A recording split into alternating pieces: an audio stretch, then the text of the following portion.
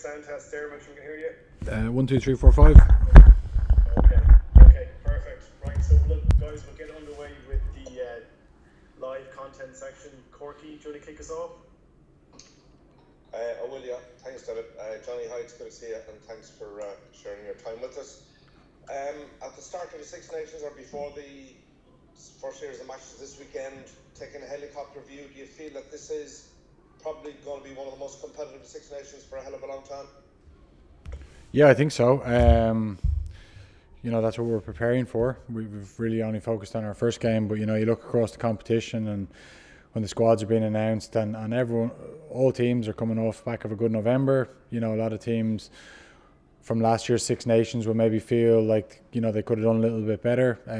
Wales obviously, having won it, probably felt they should have won a Grand Slam, but then there's a few other teams in there going, well, we maybe should have, if we had started the tournament a bit better, I think there's a lot of teams in that boat. So I think when you put it like that, I think teams would be coming in with big aspirations, and even a team like Italy, where they've got a coach that they know so well from having such success with Treviso coming back. I think that they'll be much better this year as well.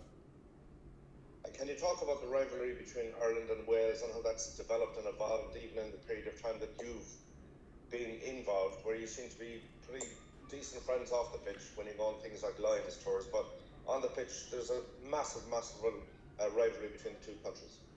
Yeah, look, I think there's probably a rivalry in almost every game in their own unique way, and with us in Wales, there has been big battles over the years. A lot of the rivalry, I think, in my early days, especially, there was a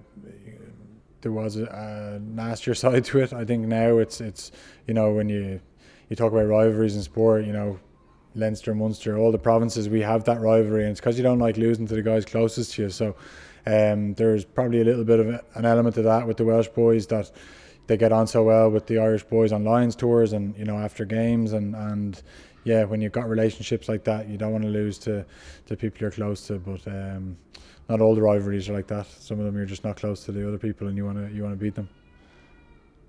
Man, thanks, Ben. Thanks. Johnny, how are you? Paul from Virgin Media. How are you getting on? Hi, Paul. Good, thanks. Johnny, is this a great opportunity for Ireland to get off to a winning start, considering Wales' injury list at the moment? Again, we haven't spoke too much about who they're missing. We've spoke about who they've got. They played November with a lot of the same injuries and picked up some good results and good performances. So they had some injuries through the Six Nations last year, and they ended up winning it. So we haven't spoke about it too much. All we're doing is preparing to play against a very good Welsh team that has had great run of form over the last year, and that is honestly what we've seen. We see a big tough test ahead, and that's what we're preparing for. Sure, you got an advantage though, considering the type of players that they are missing, Johnny. Well, no, I'm not going to say that, because then I'm insulting the guys that are coming in, and I think the guys that are coming in are excellent players, and the guys that are injured, of course, have big reputations because they've played multiple tests for their country. They've performed week in, week out. But these other guys that are coming in, who are at the start of their journey, could go on and have the same careers as the guys ahead of them. So no, there's not one ounce of complacency in our squad, and some of the calibre of player that are missing, but they've got some excellent players to come in and replace them. Thank you. You're welcome. Hi Johnny, Aisling here from Off the Ball. How are you? Hi Aisling, good, thank you. Good. What's the mood been like in the camp, and how has all the preparation been going? Yeah, look, the mood's been good. It helps when you come off the back of a good November. Very happy camp.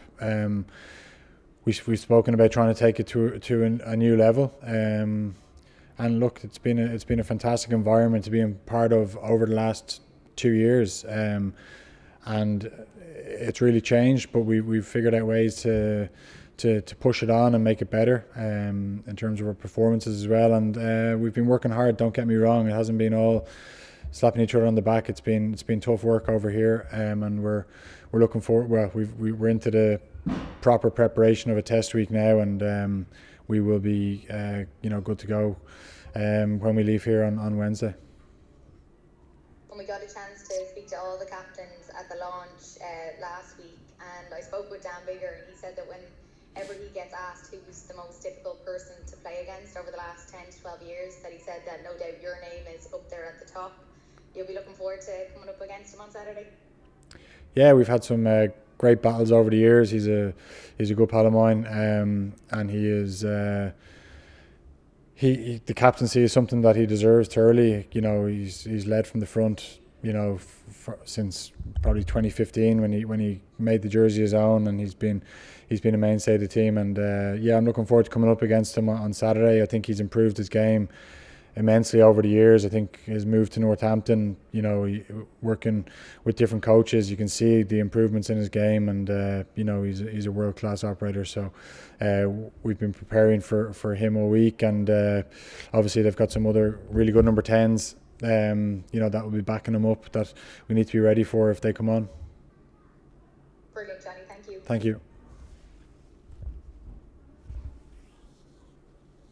Hi, Johnny. We were talking to the captains last week at the launch as well, and I was just asking them what they're thinking about during their national anthems. And Dan Bigger was saying that he's far along in his career now, that he's almost thinking of the first play during it. He's able to sing the song, but he's thinking of that. What are you thinking during around the V and then during Ireland's call as well? What emotions is going on when you're standing for those songs? I don't know really. They change. You know, when you're trying to think about the first play, but it's an emotional time. You know, you're standing in front of, you know, your country. You know, everyone's watching you. Your family, your friends are right in front of you. You can see them. You can pick them out in the crowd. So it can be a very emotional time. So it can be a challenge to concentrate on the first play. And sometimes you need to feed off that emotion. Other times you need to stay calm and think about the first moments of the game, and it's a mixture of all those things really. And is there a difference between the two songs for you? How you're feeling during them? Are you attached to more to one song than the other? No, I like it. I suppose I'm very lucky. I've played a lot of home games for Ireland, so I'm used to both of them. I think they've both got their uniqueness, and you know, they're both. I'm very proud to sing both of them, and yeah, that's it really. Best of luck at the weekend, John. Thank you. Johnny, in terms of strength of depth coming into Six Nations, how good a position do you feel like you're in terms of fitness across the squad, form with Province and with how guys played in the autumn? Is it feeling good in your time here? Yeah, like it's. Look, we were in, I said this last week at the captain's launch, we're in a very similar position to we were in November. We, you know, not a hell of a lot of game time in most of the lads, with COVID games being called off, guys coming back from sickness themselves or injuries. So, but it was the same coming into November. Some Lions guys had played one game or not even a game, and we hit the ground running. So it's not an excuse, or it's not something that we spoke about. When you come in the door of Irish camp, you're expected to hit certain standards, and the guys that are doing it in training day in, day out will be the guys that are picked for the weekend, and the guys that won't, and that's it really in a nutshell. It's not something we think about, but you know, the proof will be in the pudding on Saturday. Like, you know, if we come and put in a good performance and we win, well then we can say, no, we were fresh and we were good to go. If we go out and don't play well and lose, well then we can, you know, people might be saying, oh, they were undercooked. So you'll be judged by your result and your performance, but there's no excuses internally. Is last year's game a reminder of the small margins in this tournament in particular? Sorry for the dog and yeah, exactly. That's it. The game was, you know, obviously going down to 14 men early in the game, but you know, some of the things we look back on in that game were, you know, frustrations and things that we didn't execute as well. And like you said, small margins, you know, right up till the final whistle, small margins. And yeah, you don't like looking back on games with regrets. You like to, you know, look back and say, you know, we ticked every box. We did everything we wanted to do, and you know, sometimes you lose and you can accept it. But yeah, we look back on that game with some frustrations. Hi Johnny, hope you're well. Just keeping with the Ulster theme, I know Gavin's up here too. we've had a lot of exciting backs to watch this year. How are they getting on in training, and do you expect them to make an impact during this tournament? Yeah, they've been training really well. Those Ulster guys, they've been in great form for Ulster. Had some big wins in the Champions Cup, and had some really good form. And Mike Larry's a pleasure to deal with day in, day out. Rob Balakoon, both great attitudes. James Hume as well. Like, want to learn, want to pick up all the things that that the guys that have been in camp more than them have, and get that information into them, and they've been excellent, and that's all you can ask for, really. And I'm sure when their chance comes, they'll be ready to snap it up. Thank you.